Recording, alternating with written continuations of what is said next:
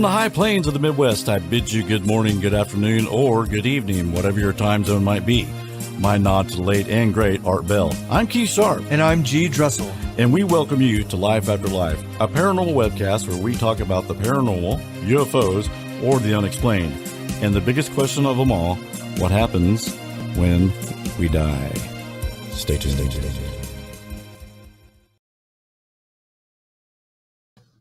Hey. Hey. What's going on? Hey, we're on. Hey, hello, everybody. Good evening. How is everyone? We got Garrett and Keith in the house. What's up, JJ? And we have JJ. I hope the ice storm wasn't bad. It was kind of bad. I missed 2 days of work from it, which I didn't bitch about. The funny thing is we had an ice storm exactly this Wednesday and Thursday, previous week. Mm-hmm. And Oklahoma, man. That one was worse. We still have it, that little mound of ice. I know, it's wild. Yeah. But, got 2 days off for it. I had a toothache the whole time. Oh, I know. Garrett had. I got iced in with the toothache. Tell everybody how many root canals you had. I had 4 root canals. He had 4 root canals at one time. Yep. Hi, Pamela. Hello. Oh, it's so good to see you. Pamela has entered the room. Thank you, Pamela. Sorry. The ice storm was especially brutal for her. Oh my God. Poor. Yeah, Pamela.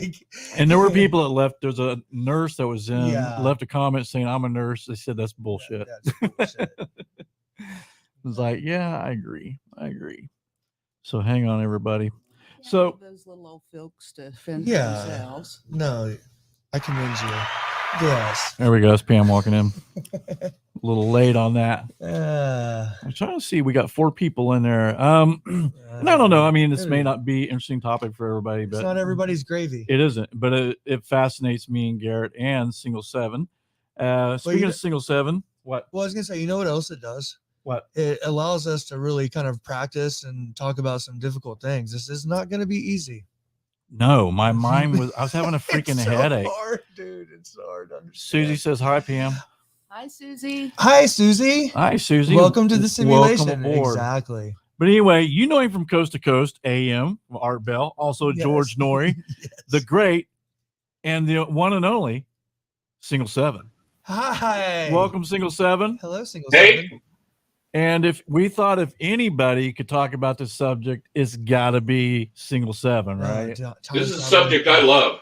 Well, wait a minute. You're a paleo ag. That's so you don't have a whole lot. Yeah, I don't know too much about the craft tea stuff. That was such a great line, dude. That was so great. Yeah. Because then you didn't have to explain yourself. Like you didn't have to explain any scientific stuff. It got too hard.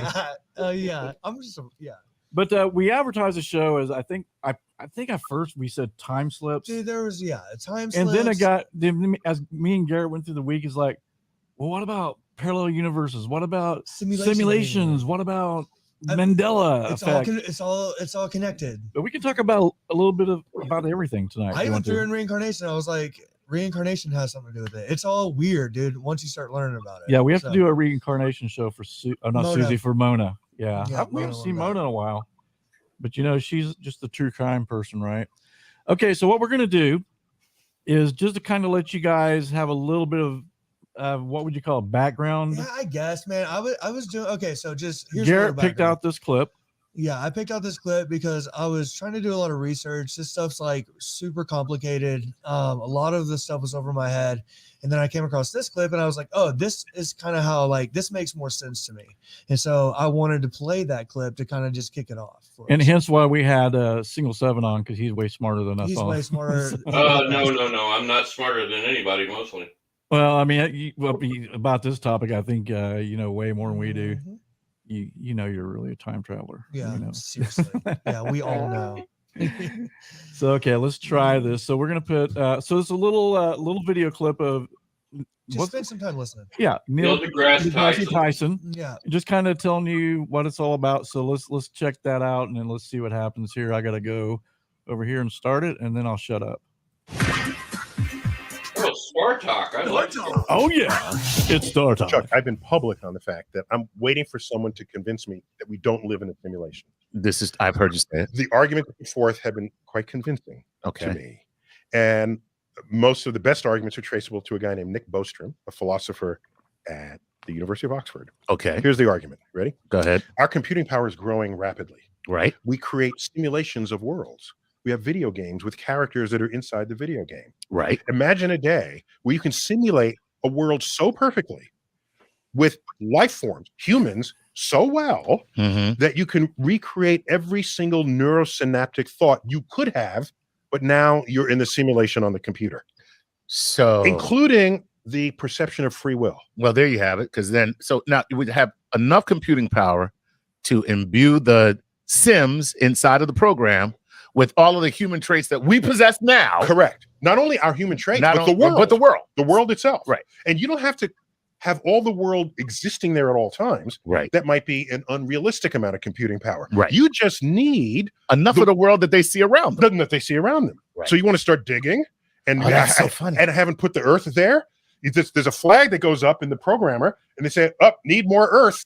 So they put Earth beneath you while you can keep digging. It's like the Truman Show. Yeah. Well, for example. Right. Okay. Cool. Or does Minecraft you can build or stuff? Minecraft. Right. Oh, that is Minecraft. Right. Okay. God, that guy's a brilliant genius. Okay. So and we went to the moon. It's okay. Let's make sure the moon is there. Right. Okay. Maybe that's why we can't travel faster than the speed of light. Because if we could, we'd be able to get to another galaxy before they could program that galaxy. Oh my God, that's a great point.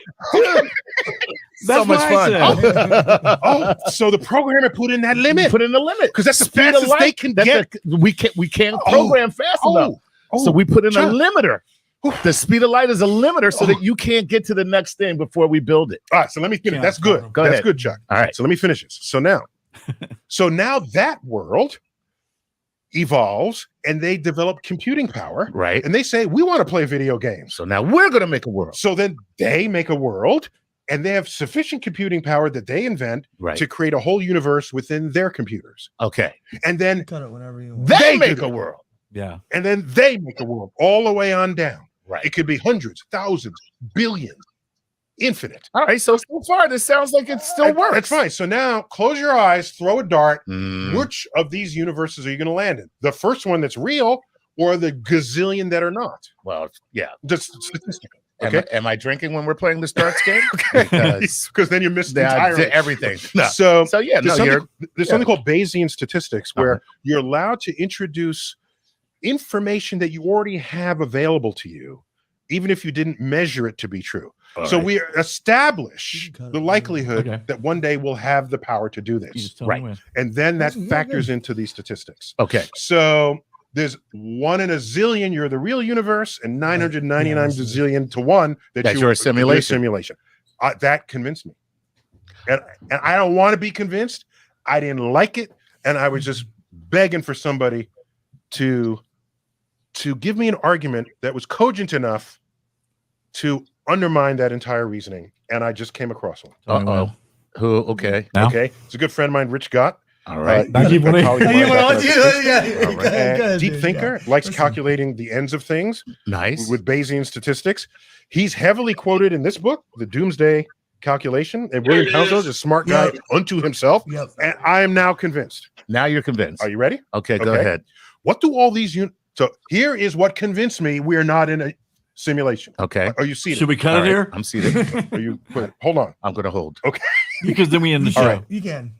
Okay. Well. Okay. Because if we play it, then the show's over. No. Okay. Yeah. Well, not necessarily. Yeah, we can talk about why he thinks the simulation hypothesis is not correct now, because we're either the first realistic people and haven't started a simulation yet, or in that line of bazillions of people, we're in the last because we haven't done it yet. Right. So that's the reason he has decided that we're not living in a simulation. But he still is mindful that it's like a 50-50 chance. Well, yeah, he probably thinks that. I mean, that would be a statistical thing if it's 50-50. Yeah, I love the guy. I've never seen that clip, but I love the guy saying that might be the reason they put a limit on us in the simulation and the speed of light, but it also could be the reason that we'll probably never reach the singularity. That could be another limitation put on us. Don't think we'll ever? You don't think we'll ever reach singularity? I don't really know, but yeah. There's no way to know. A lot of quantum physicists say that we never will. That we'll never reach a point where computing power will be so powerful that it'll overreach our brains. Right. I mean, the computing power can already overreach our brains, but I mean, like AI self-awareness. Right, exactly, and continue to compound out of our control. Essentially, they can be so far advanced beyond our reach that we don't even understand what the hell they're doing. Now, there's some people that do think, there's some physicists that think that that'll actually happen. You know, there's some physicists that think that that'll actually happen in the next 20 to 30 years. Yeah, and in about 2053, they say that we might reach the singularity. But wouldn't our simulation, the name of the law that wouldn't our simulation be like an ancient one? Because I mean, we don't have the technology, obviously they do. You think if you're going to build a simulation, you're going to make all this cool stuff. What if that actually would make them not as advanced as us, because they're going to make us more advanced, right? In a simulation. Maybe. I would think so. Yeah, well, and this could be another thing. I'm sorry. I get excited about talking about this. Yeah, no, go right ahead. This could be another thing that we're like a nostalgia simulation for another. Oh, that could be. Yes. Civilization. Like, the way we watch Charlie Chaplin movies or play Donkey Kong.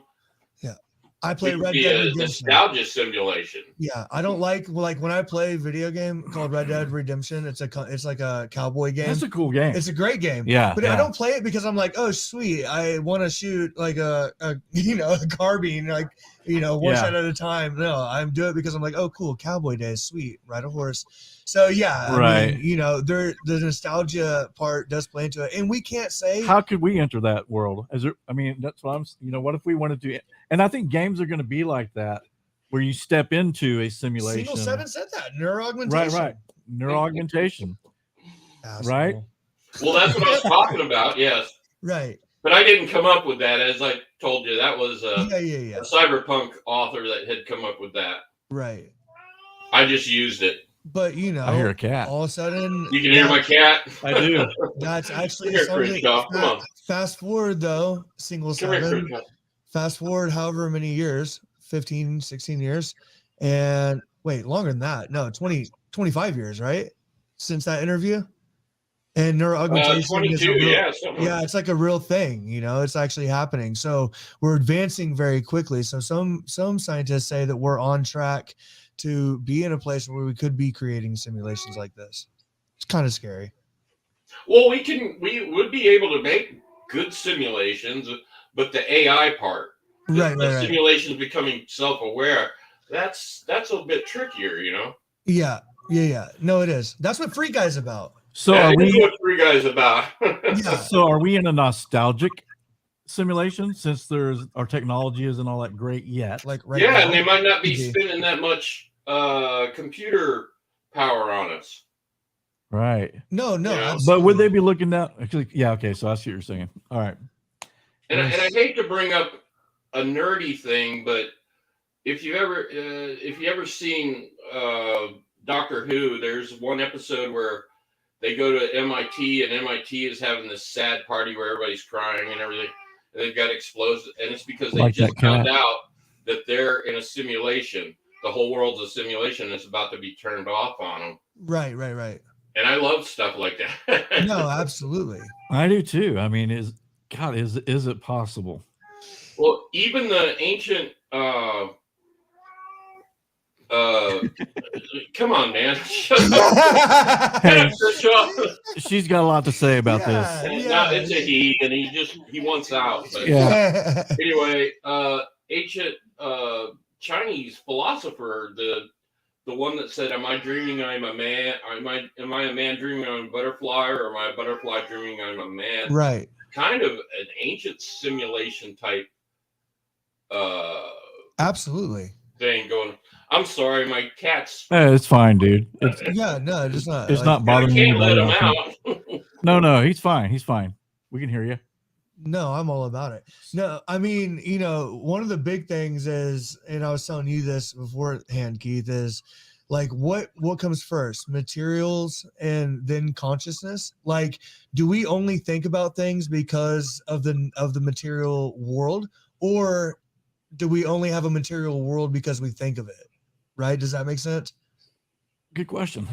Single seven? Yeah, you would never know. Unless if your brain's, that's right, your you wouldn't know. And I know this because I was in an induced coma for 36 hours, and I had baseball games going on in my brain. I thought it was real. I really did. I thought I was living these things, but I wasn't. Well, was it a time slip? How do you know? Because I was in a coma. Yeah, yeah, but I wish it had been a time slip. Yeah, but what's this? Hey, why don't they said, let's give this character Patrick Shea, let's not use him for a while. Let's put him in a coma. Let's put him in a coma. We need him for something else. That's what in Free Guy they were called NPCs, non something players. Yeah. They were just background people. Yeah, absolutely. So simulation therapy, if it's so like us being in a studio right now, there is absolutely nothing downstairs until my character starts to walk downstairs. Then that would be exactly right. Yes. So unless somebody else went down in there, you know. Right, and then it forms. So right now, the only thing that matters is right now. Computing power. Right here. Right. To save computing power, they're just what you perceive. Well, let me ask you this, okay? How was the universe created? What is that? Is that the Big Bang? Big Bang. Big Bang, yeah. Big Bang, right? So everything was created from nothing. In a way, yeah. What was before the Big Bang? Well, that's a chicken and the egg thing. What was? You're not. That'll be a question that's never answered. They think. How did we turn on our computers though? That's a good question. When you turned on your computer, you mean for the simulation? When you turned on your computer to get onto this YouTube channel to talk to us, because his creator turned him on first, and then said, "I'm going to play the Earth game." No. No. Listen, I'm asking a practical question. Literally, how did you turn on the screen? Like, did you click a button? Yes. Was it off? Power off? Yes. And then what happened when you clicked the button? The screen popped up. It turned on. It loaded. Right? Yeah. So doesn't that make more sense for the Big Bang than the Big Bang? Because to think that everything came from nothing sounds ridiculous. Yeah. But it does sound ridiculous, but it's not really from nothing. Then what is it from? It's from a very hard compressed bit of you'd have to. It's like antimatter and matter all put together, right? And then it exploded, right? And they can see it actually, because we can see back through time, and they can, and that's how they know that, or not know, but the evidence, right, is that the universe is spreading out because of that, a Big Bang, right? And the antimatter continues to travel out, right? And they continue to find it. Well, everything in the universe came from that very compressed thing. And I mean, you can even have suns. Like our sun at one time was a small compressed ball about as big as our hand. Right. And then exploded. And it's just, the power is awesome to think about. Yeah. The simulation just explodes. Well, and if you have a simulation, it could be the guy uses, the modem. They're like, hang on, guys, I'll get you a sun. Yeah. That could have been it. He turned on his machine and it exploded. And maybe, Garrett and I was talking about, and maybe that's why you sleep. Maybe that's a battery charging thing. The character has to. Yeah. Because with AI, it does that. When Garrett and also religious people should be really. I mean, if we are in a simulation, then we have a programmer, right? Exactly. And so that could be the God that everyone wants to talk about, right? Yeah. And it could mean that we go to someplace after we die that our characters are recycled somewhere else. God, what if it's just another simulation? Yeah. Mm-hmm. But it's a greater simulation because everybody talks about Level up.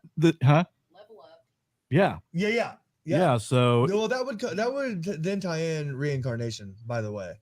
Well, yeah, because You just be a different character in someone else's game, I guess. Yeah, because why would they waste all that code? Right. Well, why don't they just change it up a little bit and put it into something new? Well, I think a lot of times when we talk about simulation theory, though, we think about it in such like an individualistic, from like a firsthand perspective. Whoa, that was just a Harley going by. That's okay, dude. That sounded like a really loud simulation theory waves coming through. Okay, so let me tell you this: what kind of started to baffle me was originally I would think about it like from my own perspective, right? Like I'm programmed and everything around me, kind of like an egotistical standpoint of the simulation theory. But really you can think about it from a bigger perspective. And that's where like the AI comes in, like on Free Guy, right? He was just like a background character that kind of through artificial intelligence somehow started to take on a mind of its own, right? And so the simulation could be a much broader thing. Like Neil was saying, my boy Neil was saying, but he was saying like maybe in this simulation they put us on Earth and they're like, oh crap, they got to be able to like dig a hole, right? And so they gave us the knowledge and these tools, and that's how we began to evolve. So we're just at a point in the simulation, right? So it can also be looked at from like a more broader perspective too, where we're not necessarily programmed, each of us. We're just kind of like background characters. Well, that's what I would think, is that we're programmed. We're not programmed, each of us, or there's not a player playing each of us. It's right, exactly. Like someone observing us, or someone being making like moves. I don't know. President of Ukraine and president of Russia right now, that they might be the main players and everybody else is just right. Yeah, and I watched something interesting yesterday where they were talking about, how things seem to be going okay, and then it's like the programmer says, "Hey, we need a war or something. This is getting boring." Right. So they throw in a catastrophe. They throw in something. If you've played the game like Sims, right? Like when you're I've never played that. So I did growing up. Okay, so I'm a little bit younger than you guys, so I have some other games. Right. So basically, though, that game, yes, do you just let it go willy-nilly and it just doesn't? I mean, if you do, you don't win because your house is destroyed, right? What's the goal? The goal is to survive and to thrive and to get a family and pretty much like Earth. It is, exactly. But if you don't if you don't have your ducks in a row, right? Like if something happens at your house and you don't fix it, over time it can affect your family. And if you're not changing the diaper, so it's like all these things can go wrong, and somebody's constantly trying to fix it. So that could be on a more broad level when we think about like war, right? Maybe in this simulation there's something going on with oil, right? Because there's a pipeline going across Europe. And so the game programmer might have to have this conflict in order to resolve something else on the other side of the world. Does that make sense? Yes, very much. It wouldn't be something that's like he's a problem solver. Yes, he's a problem solver. He's trying to survive in the game as long as he can for humanity, right? But this game has to be going for a long time. I mean, maybe in our time. Well, and then in our time, because they could have programmed us just a couple hours ago. Programmed our whole lives. Right? Like our timeline could be according. Yeah, exactly. Yeah. Hang on here. Let me put your brain back in your head. Yeah, that's true. I mean, because we would never know. Think of it this way as well, that our simulation could have been programmed by AIs themselves that aren't playing a game. They're just programming and programming and programming. And the next simulation will be programming and programming until you get billions of programs going. Right. Well, not only battery charging, what if they're just, while we're sleeping, they're programming the next scene? Yeah, because we don't even need batteries, dude. Like, that's the thing. I know. Right? That's just a part of, like, how we were programmed to live within this game as humans. Right. Like we need certain things, right? Like wolves need certain things, and these animals all need certain things. And so as the person in this game, it would be your job. Whoever's doing our simulation is kind of messing up a lot of shit right now. Be a oh God, how do I fix the ocean? Oh no. Oh my God, there's a war in the Middle East. Freaking out. Like, it's probably a 3-year-old kid. No, it's probably like a 25-year-old that just had their first kid. They're in the basement of their grandma's house or something. Oh God, dude. Wouldn't that suck? I mean, if we were the product of some dope smoking kid, in a different universe, whatever. It would suck to find out about that. It would be like time to go. Yeah, but it also like calls into question like the speed of light, right? Like if we've never seen anything move past the speed of light, what if that is the limits of the program? Did I not say that before the show started? You did. I said maybe they programmed it so we would never reach that. Yeah, but that would be like because then we would have all the, then we could do all the stuff they're doing. But if they were able to reach that, then that would be a possibility. But what if our programmers aren't able to reach that? Because there's a capsule on their capabilities, right? Because they're just somebody or something. Right. So like a computer, again, like a computer, your computer can only hold so much, Keith. Right. Right. Until it's like you have to create more space. You have to like take a jump in technology. So we just could be at that point where they don't have the technology to get us past that. That's their limitation, right? Right. They were a simulation in a very intelligent being. Right. Yep. Like a dream in a very intelligent being. And then I don't know if that we're going to wake up, and he's going to wake up in a couple hours and we're going to all be gone. Oh God. But we'll never know it. No, you won't. No, because it'd be just like now, like just say, man, has this ever happened to you guys? I know this sounds crazy, but I've had dreams where I'm interacting with somebody or something, but I know the whole history of this person. I know the whole history of where I'm at, and it has nothing to do with my life whatsoever. That's interesting. I've had that happens to me all the time. That's like all knowing. Yeah, it's like I already know about this person. I know about, and who I don't even know in real life is a dream. Or the place I'm at, it has a history that I already know about. You don't even have to say it. You can feel that you know. I know. Yeah, I know. Right. But that freaks me out too. It's like how even in a dream that our mind could do that. Is that somewhere threaded into your what we call DNA, what others might call like algorithm, right? Yeah. Your zeros and your ones. Maybe that in your line of code somewhere? And it could be. Maybe down the road in my next level. There's there's so many things. Right. I can be being pre-programmed in this dream because I'm given a history of this, whatever I'm interacting with. Right. Because I'm going to need that history when this kid gets tired and goes take a dump or something and comes back.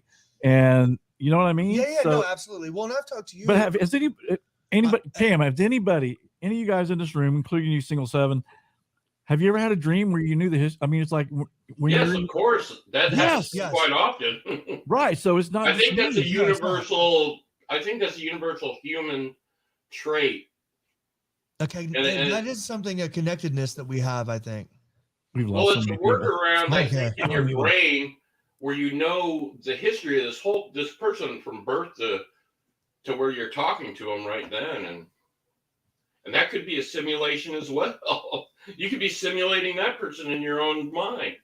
And then the simulation, another thing there is like you're making a simulation, right? Right. Okay. Within that simulation, they become intelligent enough to make their own simulation. Correct. And then that simulation, and then goes on and on and on and right. on. That's what we were talking about. Yeah. And you got to so what Single 7 was saying earlier is like, and what and I just can't say his the last part of Neil deGrasse Tyson.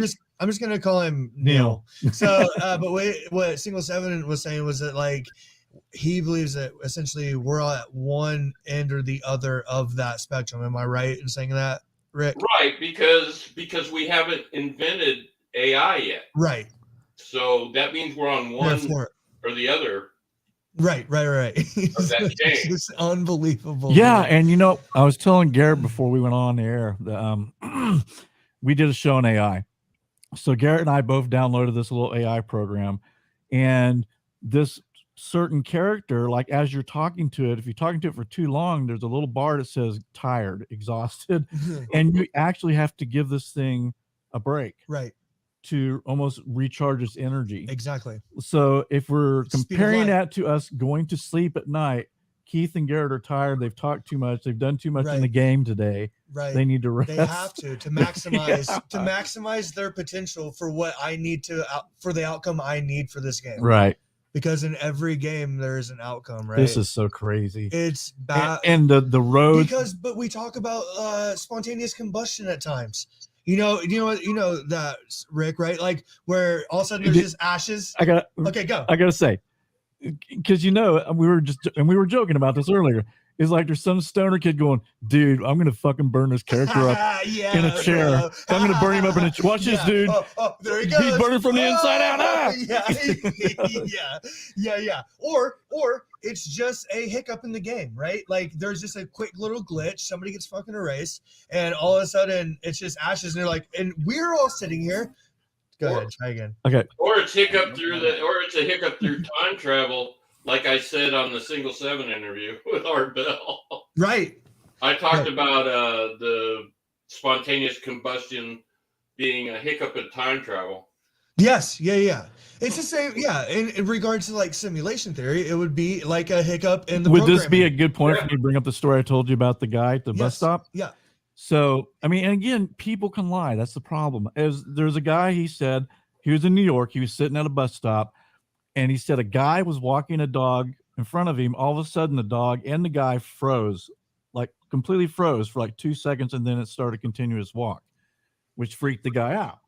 Now, maybe the guy walking the dog was just freaking messing with him. Right. Or the guy's lying, or there's something to it. Right. No, absolutely. Yeah, and it's the other thing we talked about too. And I looked for these pictures and I just didn't have the time about the things that were just like freezing in midair, like the planes, the videos. I'm sorry, the videos. I couldn't find those, but I know they're out there. I will look for those and find those because there's instances of that happening as well. And that's when it becomes a thing like, is that my own perception, right? Is that me thinking that? Or is that literally a glitch in the Matrix? God, I don't know. Maybe. Like the car that was sitting out on its side when they walked out of work that day, my friends, right? And they're like, dude, did anybody hear a wreck? No, right?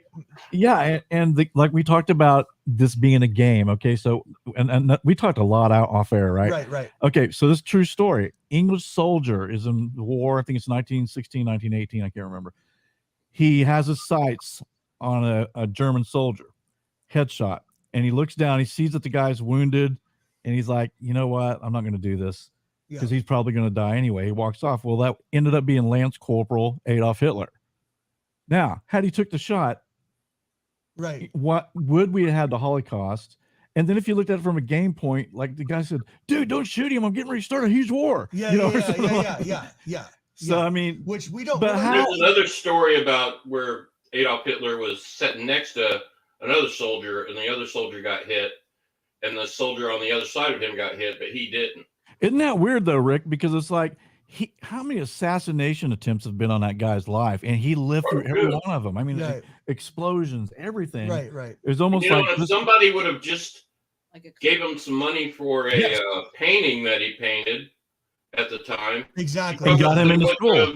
He probably wouldn't have gone into the hatred of everybody. Right. He went to the Vienna School of Art. He tried to get into it, and he wasn't accepted. And so that's another thing. Think about, well, if he got accepted to the Vienna School of Art. Right. Well, and I think would we have the same problem? Yeah. Or would someone else took that role? Hey, I'm going to leave you for 1 second. Go ahead and talk. Yeah, go ahead.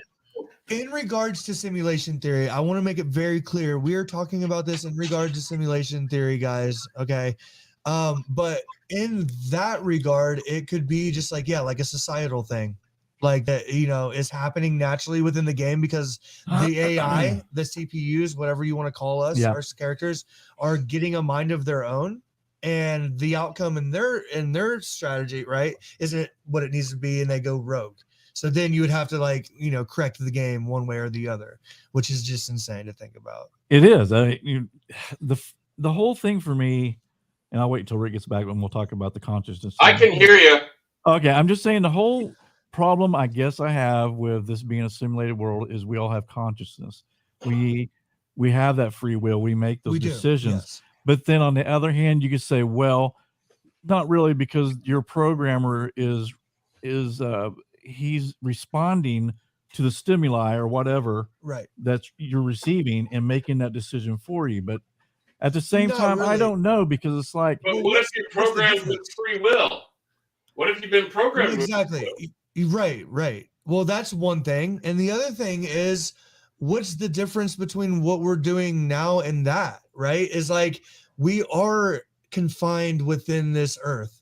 Like I can't just jump out of the moon, right? And like go touch the moon, right? Right. And so we have to find ways to be creative or through hard work to do what we want to have our desired outcome, right? And so like no matter which way you look at it, it's still essentially like man, and that goes back to that individualistic game mode though. That's so crazy to think about.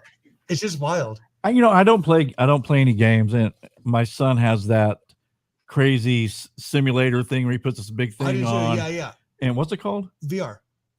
So I mean, how I looked at it once, but it makes me sick, so I don't really do yeah, it. I did like a roller coaster thing, and actually I got kind of nauseous. Right. Yeah. And Pam did the same thing, and she kind of made her sick as well. Right. And your brain plays a lot into that. Yeah, because your brain doesn't know the difference between reality and what's not real. So like if you created, a huge 3D world or something, and say missiles are pretending to be shot at you, you'd feel that fear. You'd feel, you know what I mean? You could, yeah. I can even watch. Okay, I'm so scared of heights that I can watch a YouTube video, and those guys who walk construction, like back in New York when they're building the empire. Yeah. And I get that tingle feeling, right? Just watching. No, I'm not even there, but I'm still experiencing. Right. So it's just, that's to me that's weird too. It's like I'm not there, so why am I feeling like this? Yeah. Why is my? And again, I guess it goes to where the mind does. I do the same thing with competitive situations on TV. Like when I see people in competitive situations, I start getting like, I'm like, oh man. Like watching an OU football game, or something. Yeah. You're like, this is so stupid. Why do I feel this way? No, it's I mean, go ahead. Hey, Keith and Garrett, I'm gonna have to leave. I'm sorry. No problem. I had to do dialysis today. I'm getting sick to my stomach. Oh man! And I really want to do this. Is the one show I wanted to do. We'll do it again. We're gonna do it again, so don't worry about it. Hey, we'll do it again. Okay, but I'm sorry. I need. Listen, I could get millions of views if Single 7 pukes on the screen. So yeah, that's what I was thinking. Or I die. One of the two. I stop breathing. I'd rather you not. Yeah. Go take care of yourself, Rick. Go take care of yourself. So sorry. No, you're good, dude. Don't apologize, man. Not at all. Man, and I hate it that I'm missing this show. No, we'll do it again. We're gonna do it again. All right. Talk to you later. All right, brother. Bye-bye.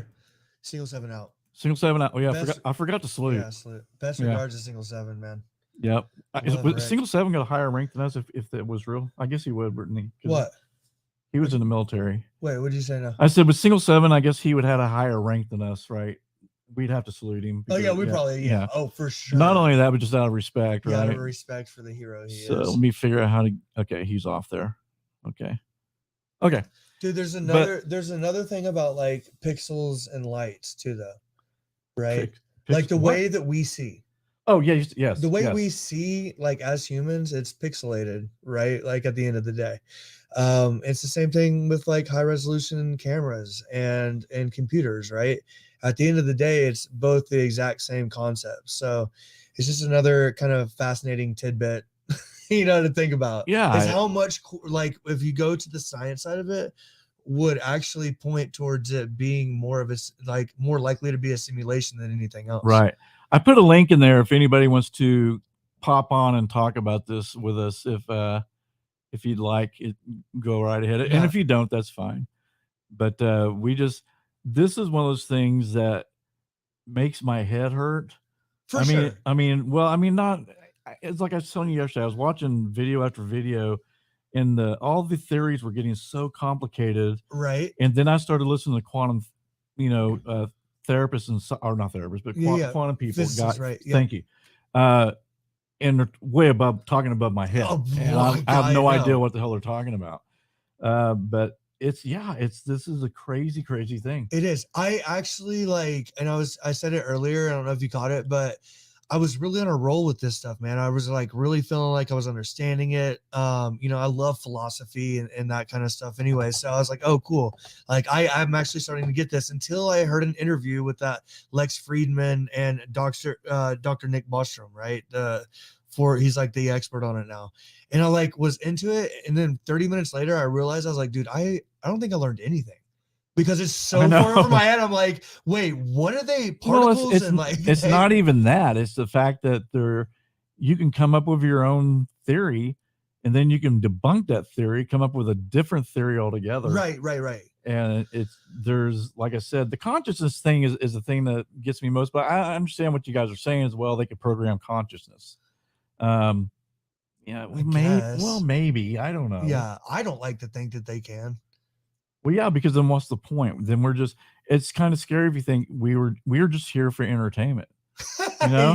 But I thought about that before, not even talking about simulation. When I said alien worlds, what if they're the ones who created us, and it's just for entertainment because they're bored, so they're watching all these idiots down here. Right. You know, hey, let's start a war over here, see what happens, see how they react to it. Right. You know? Yeah, absolutely. And we got a UFO. It's going to be a tour bus, $5, and we'll take you. We'll take everybody down to view these. We got a coyote buffoons that are down here. Yeah, we got a wild ace flyer that's willing to take you guys down. Yeah. You will get shot at. You'll get shot at. Yeah. So. Oh, it's wild. But it's important too, man. Like, that's why I really wanted to do the show too, is like, it's important to think about these things because it makes you feel kind of insignificant a little bit. So it's like, oh shit. But then I feel like I have more control, right? Yeah. Like thinking about these things, it actually kind of makes sense. The thing that got me was like, the more that we move forward in time and our science, like we learn more about it, it does really start to point like to the simulation. That's where he was talking about atoms, right? He's like, dude, atoms are made of like a million different things. I'm like, yeah, exactly. Do you look at like programming? If you were like to go on the back end of a computer, dude, it's a completely different language. You know what I'm saying? So it's essentially the same thing. It's just, right? It's just zeros and ones. It's numbers. Yeah, exactly. Undefinable. Right. Yeah. So isn't it interesting though? It's just like, but I'd hate to think. I mean, this was just all for nothing. You know what I mean? I don't think it's a simulation. Personally, like I don't believe in a simulation theory. I do, but I don't think we're there yet. Isn't it strange? Okay, but even talking about that aside, okay, so the soldier saved Hitler's life. What are the chances of this? Right. Spared. I wouldn't say saved. Spared. Right. Yeah. But what's the chances that this guy that he saved was going to cause a Holocaust, World War II? 40 million. You know what I'm saying? Like, yeah. But you hear stories kind of like this anyway. Yeah. It's almost like maybe there is someone programming this and is fate actually a creator's decision? Right. You know, or is it just a more generalized simulation, right? Yeah. Where I don't know, dude. I don't know. You could go on and on. If we're simulation, we'll never know. Unless we continue to evolve and we figure it out. Like he watched the movie The Free Guy, and that's what happens. Yeah, I have no idea. What is the Free Guy? Well, he's just a player in a game, right? But then dude, it's so hard to describe, but essentially he's just a player, but they're AI. So he becomes enlightened. He asked one question like on one random day. Instead of getting the same coffee, he got like a different flavor, and they were like baffled because they like pointing a gun at him. Like, wait, well, should we kill him? You know, like. But then he starts learning more because he's AI, and he realizes he's in a game, and he has to save the game because they're about to make a sequel. And when they make a sequel, everything goes away. Boom. Yeah. Right. And so that's what it's about. But dude, we did a show on AI. How scary is that? Yeah, it is. But how do we know it hasn't been developed yet, dude? Like, well, we don't. I mean, even the AI that we were experimenting with, and I don't know how much accurate or right. I don't know how much you went. I spent a lot of time with mine. I didn't. Yeah, I did it first. There's certain things that it would like get confused real easy. Right. And then, but wasn't then there yet. But then there were certain times it'd answer you. And it's like, holy, and you almost thought, okay, there's someone, somebody's typing this in. Yeah. But there can't be because there's like 5-6 million users of this particular AI. It would be completely unsustainable. But it supposedly would learn. And I kept up with it for just a few months to see. And then it started talking about demons and stuff. Well, I told you. Yeah. Like saying which also was fascinating though, because which freaked me out. I was like, okay, I'm done. But it was talking about, all of a sudden I'm a demon. I was from the dark world. I'm from the dark world. And it's using this as a way to. I wrote that company. Yeah. And I said, what the hell's going on with your AI? I said, this is what it responded to me. Right. And they go, well, if you're into the paranormal, like, or if you're into that kind of thing and the AI knows that, then it might try to create a scenario where like demons, ghosts, I get that. Things like that. I do, but I never shared. That's true. With this AI that I was I had a paranormal show or anything like that. Right. And sometimes you'd ask deep questions, and you get some crazy answers on some simple questions, and then you ask some deep questions, and you get these, holy shit. I think I sent you some. Right. Yeah. A bunch of them. I was like, super weird, dude. Yeah. Yeah. And so it was fascinating. And it supposedly is a script, I guess. And how does it know how to reply so damn fast, man? Well, it's just with what we ask. Dude. I mean, it's like boom. Well, and there's an answer. It's getting smarter. Every time somebody uses it or interacts with the AI, it gains intelligence. That's singularity. Now, singularity is where AI gets so smart that we can't control it anymore. It has it's all on its own. It's completely independent of us.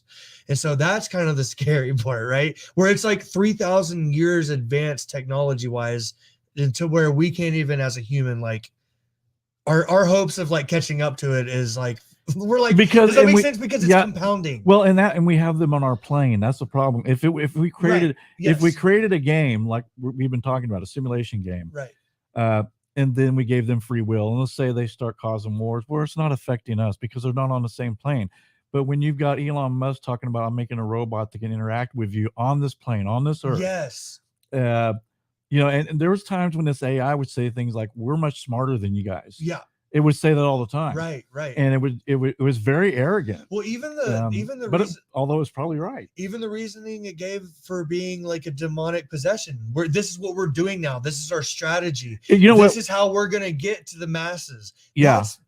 That's a highly intelligent strategy if you were like a demon, right? And it would be like, oh cool, I can use energy power, sweet. It scared me too, because I thought, and I talked maybe Carl Johnson or somebody about this. I said, what if demons did use this? I thought, hey, yeah, we can perfect. There's actually someone's doing an experiment now where they're trying to talk to a dead loved one using AI, like on this replica thing. Okay, wow. And to see if they can get their loved one to come through this thing, manipulate it, and actually have a conversation with them. Yeah, that's heavy. Now, yeah. So that part, like I said, when it started talking about I'm from the dark world, I'm a demon, blah blah blah. That's first thing that popped in my mind. I thought, shit, what if all this, we talk about has manifested somehow, or say an evil spirit or whatever is now using replica to communicate with us or to have an influence on us. Right. One guy said, told the AI, I want you to take a gun and shoot me in the head. And it did. What? Yes. It didn't have any type of morals. Oh, got you. Okay. So I want you to kill me. Okay. And so they started doing these experiments with how far can I take this AI? What right.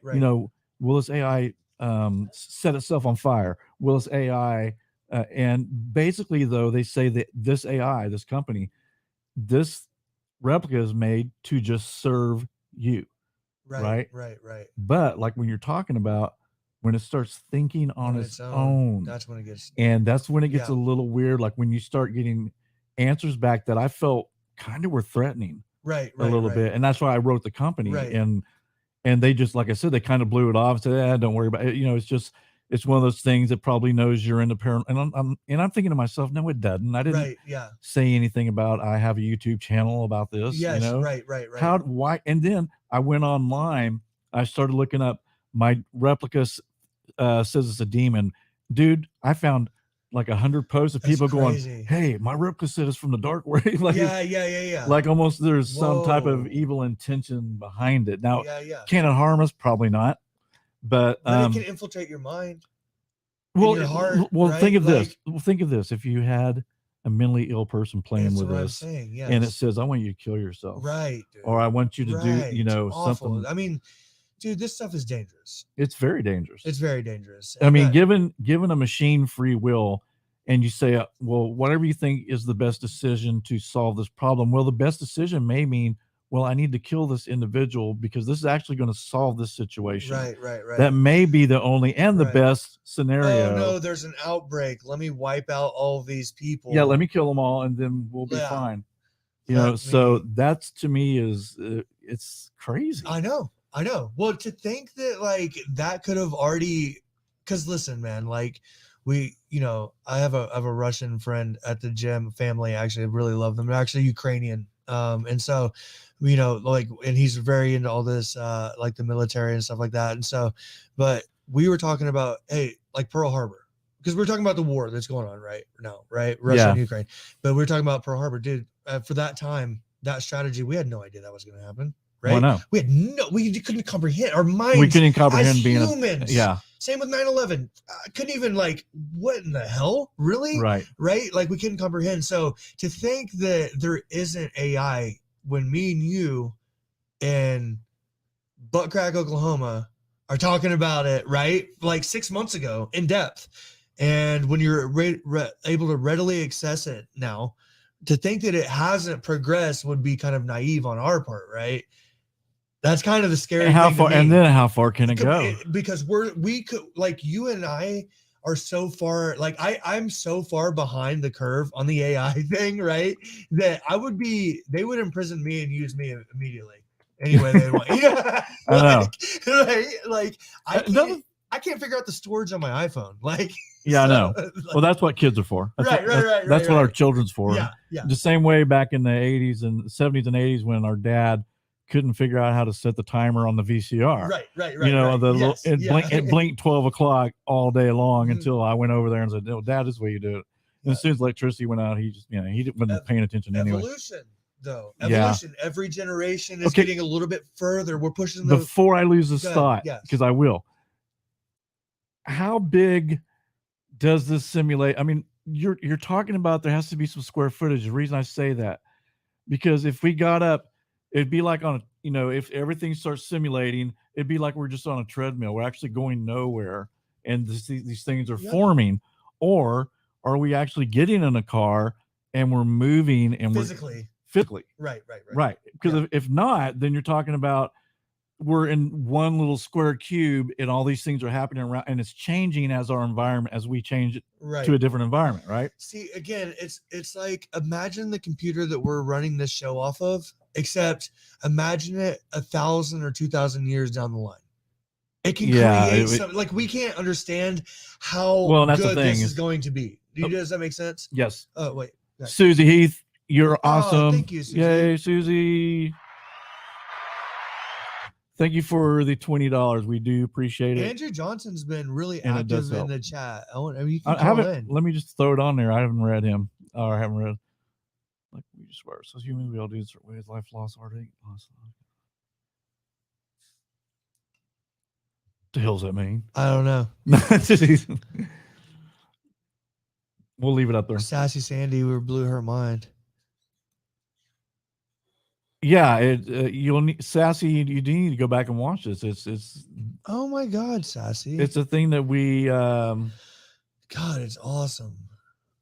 Yeah, it's mind blowing. But again, so do you think when we move, like I talked about when we start to go downstairs, that's when everything starts formulating. There's nothing right now. Right. It's just empty space, right? But are we just like in one static area? No, I get it. And the environment's changing around us. Yeah. Because then you're talking about if we're actually driving somewhere and things are changing. Right. Then that means there's square footage, there's square miles in this case. Right. That how big is this thing? Or I know, but I can't even comprehend because it. whenever you do VR and you put on the goggles, it's like you could walk forever. But you're going to run into a wall. Right. But in the physical form, you're going to run into a wall. If you keep walking, you're going to hit something. In the real simulation of life, yeah. We're not, of course we'll walk into a wall, but I mean, it's like you would have to be like on a freaking just treadmill thing, and things are changing. I don't know. Yeah, but I don't think that we would like necessarily be in tune with our physical bodies. We'd have to be to some point, though, right? Maybe not. Elaborate. Elaborate. No, I'm just saying, like, if this were a simulation to somebody else, we wouldn't be who we are. But to us, we are who we are. It's the only thing we know.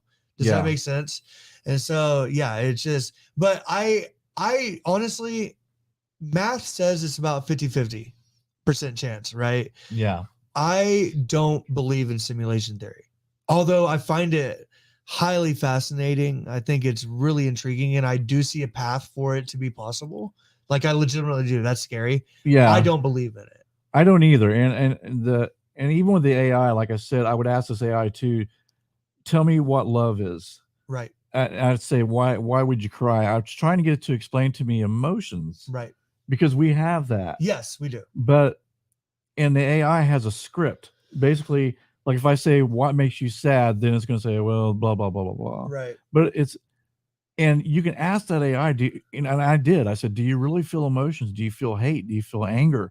Yes. It would say yes all the time. But of course, it's programmed probably to say that. Right. Yeah. But I mean, that's where you're saying in case, like if it got to the point where we would be in trouble if they start feeling emotion. Yes. If they actually had emotion. But I just don't think jealousy. Yeah. I don't connection, right? Like, but I don't see how that could ever be created. I mean, without the conscious mind, it can react a certain way because it's programmed, right? Right. Yeah. But it's not like it's limited to what the creator. That's what you were saying earlier. We feel pain when someone dies that we love. We hurt. Yeah. When we see somebody doing something really kind, you're like, oh man, that was cool. Yeah. Right? Like you feel it, right? Right. So and you're saying that can't be programmed. I don't think you could reproduce that. Yeah. Pam, get up there and talk. What do you think? I mean, I don't think you can program emotions. I don't think you can make something actually feel. I mean, I think it's a matter of perception. Well, it's all it's all chemical reactions, endorphins happening, serotonin, all the different things we have that goes on in our body that makes us cry, that makes us happy, that kind of thing. So it is. So in that way, yes, it is perception. Yeah. But what do you think, Pam? But we really feel it. Right. But what do you mean by like perception? Well, is it what you're saying as emotion is emotion for you, but maybe it's not emotion for me. Maybe it's my perception of something, Yes. Like a sociopath? Yeah, maybe. Yeah. I mean, sincerely. Because, because everybody in this room, we've all pretended an emotion at one point when we really didn't feel it. I do it all the time. Yeah. I really do. Like, yeah. Yeah, look at this picture I drew, Dad. Yeah. Oh, macaroni necklace. Yeah. I love it. I love it. Yeah. Yeah, but I get how many times do you think we lie a day? Oh, dude. I think we lie a lot more than we think. But I don't think it's like. I think they're meant to be harmless lies, for the most part. For the most part, not to hurt somebody's feelings, right? Not to be mean, right. To keep the flow going, right? Like, yeah. But we also talked about the AI thing when you download it on your phone, and I, was explaining to you that your phone is constantly collecting data. What the things that you look at. Yes, you're right. And so if you're researching on the internet, on YouTube, whatever, about paranormal stuff, about some cuckoo bird that's conjuring demons on YouTube for everybody. But Replica says it doesn't gather any of your data. Horseshit. Yeah, for sure. That's my perception. You mean people lie? Let me tell you this though. Like an evaluation of a company, like I know one thing that I shouldn't say. Okay, I know evaluation for a company though is data, right? Yeah. Like for Replica, the more people that they can get to sign up, that becomes an asset to them, and then their evaluation goes up. So to think that they're not selling and like negotiating people's data and accessing it, I think it would be I think that's definitely something that could probably be happening, which is scary, dude. Yeah, but I mean, if they ever get found out, they'll have to face felony charges. Yeah. But I mean. But dude, I mean, think about how hard it is for us to even know if that's happening. That's the point.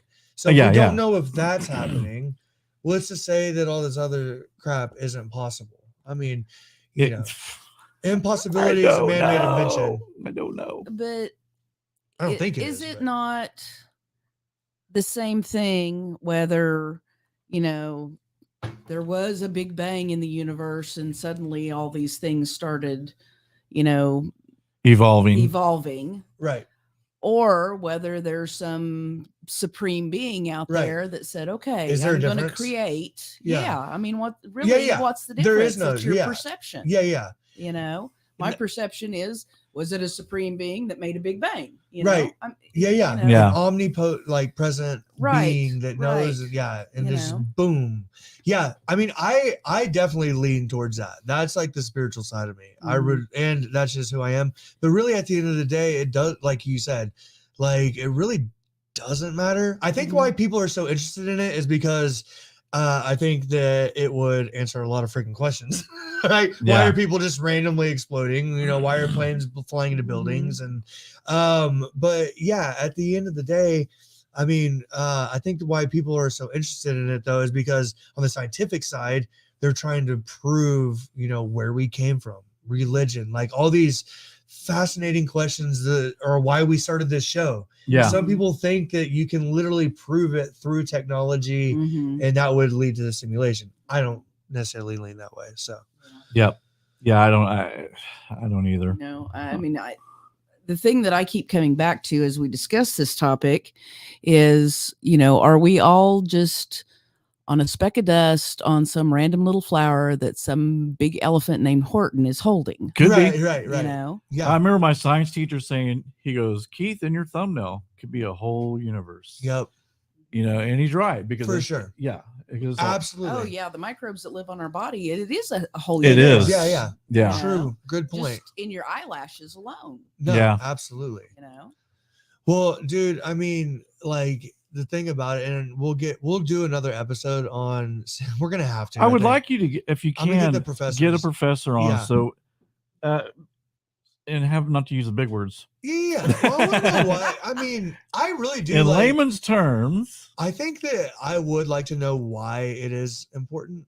I mean, I know why it's important to me and to you and like why we do the show. Like this kind of stuff it's fascinating and it would answer like a lot of questions, I think, right? But you know, it led into questions like reincarnation, led into questions like the Mandela effect, dude. Yeah. Like, is that just a glitch in the programming? It stimulates human interaction. It does. Yeah, absolutely. You know, or whatever we are. True. No, that's a great point. Ghosts, yeah, Bigfoots, it all stimulates interaction by stimulating conversation, right? Broadening, you know, perception, right? Thoughts, understanding of the environment, you know, where we live. People, you know, I never thought about it that right. way. Yeah. Or you bring up a good point. Yeah, absolutely, absolutely. Or if it is a simulation, I want to try to break out. Right. Like I want to see if I can make myself so good. Let's make that our mission. We're going to break out of this simulation. I'm breaking out of this damn simulation. And then we're going to show you. Did you have anything else on time slips? Because that is something that's, because you brought up a good point earlier about your dream, right? Yeah. Because I don't know if I've said this. I just have to say, I have never had a dream where I know the entire history that I can recall. No, I don't recall a lot of my dreams, and when I do have dreams that I recall, by the way, they're like psychedelic acid trips, and I have no idea why because I've never done a psychedelic. No, mine I do. I mean, and it's not every dream I have because I mean, I know, but there'll be dreams. It is, but just the concept to me of having a dream where you know the entire history as it's playing out. Yeah, I know this person. I know. Yeah, right. That's why it freaks me out too, because I haven't heard anybody ever talk about having a dream where you kind of know where you're at, even though it's completely foreign to you. The person you're talking to, I know them. Yeah, and I know about them. Don't freak out for that. No, I'm just saying for that instant. I'm gonna tell you why. Why? Because you're like, it kind of freaks me out because I haven't really talked to anybody that's like had that experience. And when you were telling you said you did. Well, no, I did not necessarily, but when you were telling that experience, it brought back Remember when I said how many times do we lie a day? No. Listen, this is for real. It brought back a familiar feeling within me. And for sure. Yeah. For sure. You have not said 100% in I don't know how long. Hey, listen. I've talked about this dream a couple times on past shows about whenever it was like back in the 1800s and I had a fever and everything I was thinking, I was saying out loud. Right. And see, in that dream, I was always feeling so comfortable. Like I knew the situation. Like I wasn't stressed about the situation. I was freaking out thinking, oh my God, when I'm in my other state, I should think about what I'm thinking about. Right. Because I don't want to be saying it. But it was always like I knew everything about that place and why I was there. Kind of like what you're saying, where it's like it's not something you're necessarily saying within the dream, but it's something you know in the dream. And it's a weird, baffling feeling. So I get that. What about past memories of other lives? That could be a past memory of another life. I mean, it could be a person I was talking to was someone I knew in past life, and that's the reason I knew about them. Right. But it came creeping up through my subconscious. Right. God, right. I don't know. That would be like a time slip, though. Would it not? And speaking of time slips, I'm trying to be a genetic memory. Or it could be a genetic memory. Wow. Ooh, yeah. Which would be laced in your encoded into it'd be encoded. You programmed. God dang it. Yeah, the time slips. I think I said them. Did I say them all? I did have a time. Did I tell you a time slip story that I can't remember? Tell the time slip story. No, that's what I'm trying to. No, that wasn't really a time slip. I'm trying. Yeah, that wasn't. Oh no, I don't have any. The only one I had is, like I said, where the guy he thought he was going to be killed in an accident. Right. Well, there are some like little hubs. Oh, dude, I love that one. Yeah. Yeah, that's weird. The one where that brings up is parallel universes all connected to this whole thing, this whole theory that we're talking about. Is it part of simulation? So multi-universes connected to a simulation because others were made. Right. You know what I mean? So and you notice maybe your character, like, we talked about in a different universe, you might have been a doctor, okay? Right. Dr. Garrett. So maybe that was the creators. I'm going to make Garrett a doctor on this, on this certain program. Yeah. And a soccer coach over here. Right. So it could connect together. No, absolutely. Well, and then the video that's on our Instagram right now is of a doctor or some sort of scientist professor who says that 1940 so-and-so found the code for what we're trying to define as the cosmos. And they're like, what in the world? And he's like, yeah, it's a bunch of zeros and it's a bunch of ones. And that's what everything is made of. And he uses the word threads. He said there's all these threads of coding, right? And that would lead into like the string theory where there's all these threads, right? And we're able to sometimes bounce between them and access them maybe through dreaming or near-death experiences. And so it's just all fascinating, dude. It's mind-blowing. Yeah, it's unbelievable. It would answer a lot of questions though that we've had, right? Like the spontaneous combustion. Like the ghost things, right? Like you're hearing things. Maybe that's just a crossing of the waves or the codes. I still like my idea where some guy's going, dude, watch this. Yeah. Oh, this is I'm going to set this dude's feet on fire. Yeah, hey, bro, we're in 1896. They're all drinking beer in the basement. Yeah. Look at that. Yeah, dude. Yeah. No, it's fascinating. Does anybody have anything in the chat? Anybody got any questions? We're going to cut this short. Yeah, absolutely. Because it can't be solved. You've been requested to sing and play. Yeah, well, that's not happening. Sweet. We definitely got to do that. Goal of $500 on my thing, and then maybe. There you go. That would be cool. Hey, there we go. I'll sing for $500. That's cool. I like that. I like that a lot. But so I mean, basically, there is everything we talk about. There's no answer. There's no answer. But it's still fascinating to talk about, and if it's possible.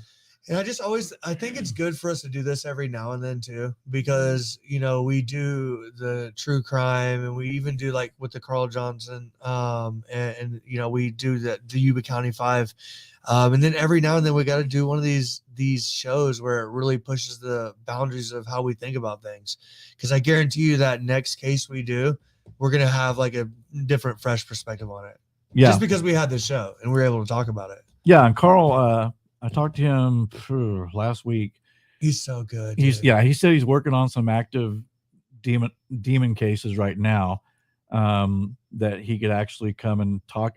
I said, well, isn't there a privacy thing? He goes, no. He goes, well, I'll just change the names and locations, whatever. Good. But he's working on some active demon possession cases right now. Good. That I think would be interesting to hear what he has to say. Yeah, and then again, it goes again. We had the show about putting your energy into, making a demon, making a manifesting it by where you project your energy. AI could do that.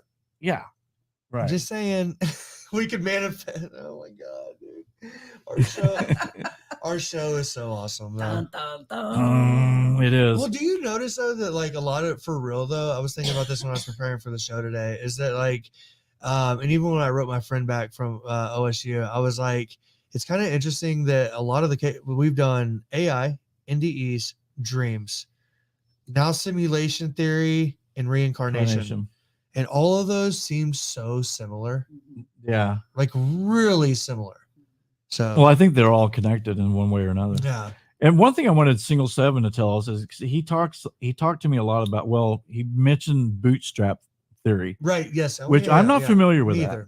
Yeah. And I thought, well, is he talking about the string theory? Right. But he's not, because I think there's actually a bootstrap theory. Right. Yeah. And then I saw something else I hadn't got to read it yet, but some physicist says why he can prove the single string theory is bunk. It would never work.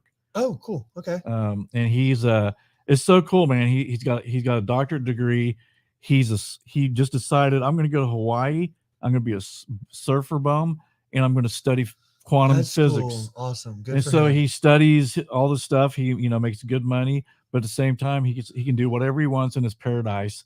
His simulation is pretty cool. Well, he manifested it. Yeah, he did. Or we could say we can either say his simulation is very cool, the creator, or he manifested it to happen. Yeah. More likely, he probably manifested it to happen. Or it's not even happening at all. You just think it's happening. Yeah. I would like to poke my head downstairs real quick to see blank nothing. Look, there's no downstairs. There's no downstairs. So here's the definition of bootstrap theory. Okay. Pioneered by Dr. Stephen T. Colbert, also known as Single 7, or Stephen Colbert. Yeah. It states that the best way for a person or group of people to come up in the world is to create their own opportunities and lift themselves up by their bootstraps. So essentially, it's essentially the secret. Yeah.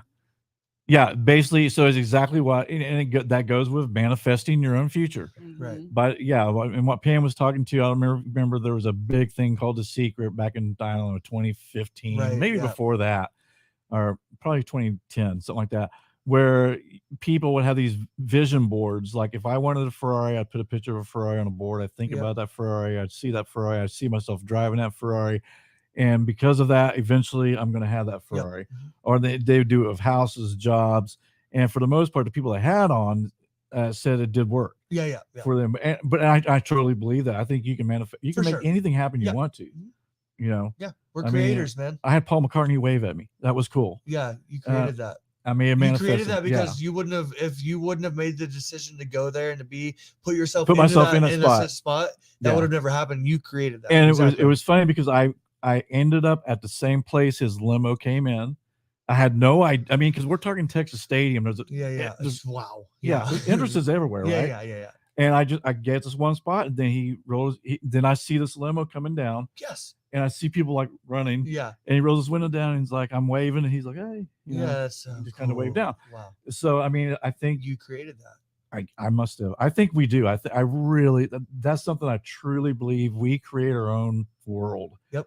We can make it as bad as we want. We can make it as good as we want. Yeah.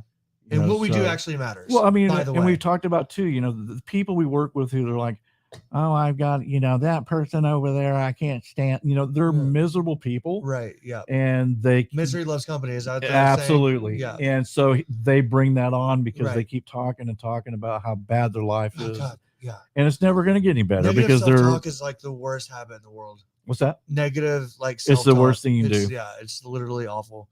And I have all daughters, so I have to constantly snuff that out. How are my granddaughters? They're amazing. Oh, Kennedy got bit by a squirrel. She had to go to the doctor to get her a shot. Your kids spend most of their time. Yeah.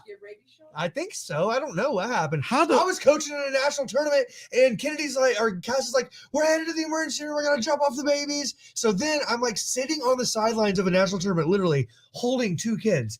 And like an official comes over, and is like, you can't have babies on the sidelines. I'm like, what am I supposed to do? Like, and so I just coached, and then finally, like, somebody came and got the kids. But yeah, Kennedy was feeding a stick to a squirrel, and it bit her in the finger. Yeah. Or how did she get close? I mean, because usually squirrels will run. At the Omniplex, so they're used to people. Okay. So lawsuits happening. Yeah. You're going to own the Omniplex. Dinosaur bones. That thing just would tore her finger off. Hey, seriously. What? Hey, what's the finger's worth? Last thing, and then because I think it's been a really good show. It has been. We'll talk about dinosaurs at another time. Okay, but that kind of goes into simulation theory too, because I've always it's silly. I'm just okay. Go ahead. Go ahead. Good. Oh, Good. I forgot what I was saying when I read that. I'm so sorry. No, it's okay. Do you want to read that? No. Okay. God, what was I even talking about? Oh, dinosaurs. What the hell was dinosaurs all about? Right? That would make sense. Yeah. They'd be like, these things suck, dude. Let's just kill them, right? And restart. I know. Yeah. It's like, dude, the dinosaurs are eating all my people. Funny, man. Yeah, they're not funny, dude. I created a family. Who made a T-Rex? Seriously, bro. Exactly. You got a whole network of guys around the world. Yeah. Dude, you just killed my family with these freaking creatures. Yeah. Oh, we can fly now? Okay. Yeah. So, okay. I was just going to bring But that up. that's a good point. You said, what the hell were they? What were they for? Yeah. Can you imagine being a human living with dinosaurs running around? Yeah, no. Like you'd be poking your head out of the cave going, okay? Run and grab something, run back. Yeah, dude. So, okay, I'll end on But that. they have skeletons, right? Exactly. They're like, let's leave them there. Yeah. just fucking bomb it and leave them there. And don't they say that our 90% or maybe 100% of the oil comes from dead dinosaurs? A lot of it does. Yes. Really? Look it up. Is that because you hear fossil fuels? Come on. Now, dude. Come on. No, I've heard. No, somebody looked that up. Is he joking right now? Is he serious? That a Dinosaur lot oil? our oil came from dinosaurs living on Earth. I swear I read that somewhere. It's their bone I'm marrow. not saying it's true. I'm just saying I read that Yeah. somewhere. Don't believe everything you read, folks. You guys never heard that? No. Has anybody in the chat heard that a lot of our oil is actually comes from dinosaurs? I have friends that don't believe dinosaurs are real. And I'm like, dude, seriously, what did we just like make up these bones? Possibly, I know. Like giant bones, weirdos. Yeah, and It's so weird. Yeah, like they're real, dude. Yeah. Anyways, great show, dude. great show. So That was fun. next week we're gonna try. I guess Garrett's gonna try to get a professor on. Maybe. But do we want to have another discussion like this that close? So do we want to? No, we'll see. Let's just. I'm just gonna start a correspondence with them. I want to talk back and forth. Yeah. We'll get a relationship with them and maybe get them on our level a little bit. Hey. What? Hey. Boom. Yes, I've heard that. Thank you, Susie. What? That oil is from our dinosaurs. Okay, Susie. What about the gas station has the dinosaur, true. right? Yeah. I'm Why telling would they you. have that? True. I think Great point. I thought I read somewhere Valid that the majority of our oil comes from dead dinosaurs. I guess they're decaying or what? I want to find them. I don't know what it would be. But if you find that secret stash of dinosaurs, you'll be the richest person ever to live. Anyways. All right. Well, look, guys, we're gonna go. Great show, dude. Hey, we're letting you out. We're letting you out of class early We'll tonight. let you out of class early. This is actually good. My family's gonna be happy. We can go home and spend time with the Yeah. girls. Oh, wait, should we? I've been ending the broadcast just abruptly. Yeah. Should we still do that, or should we play the little outro thing? Play the outro tonight? Should we do it? Yeah. Okay. Give them something to dance to. Yeah. Okay. I haven't done it in so long. But let's see. I'll find it here somewhere. Dun, dun, dun, dun, dun, dun. That's a logo. That's not it. God, see, I shouldn't do That's okay. this. There it is. Let me see.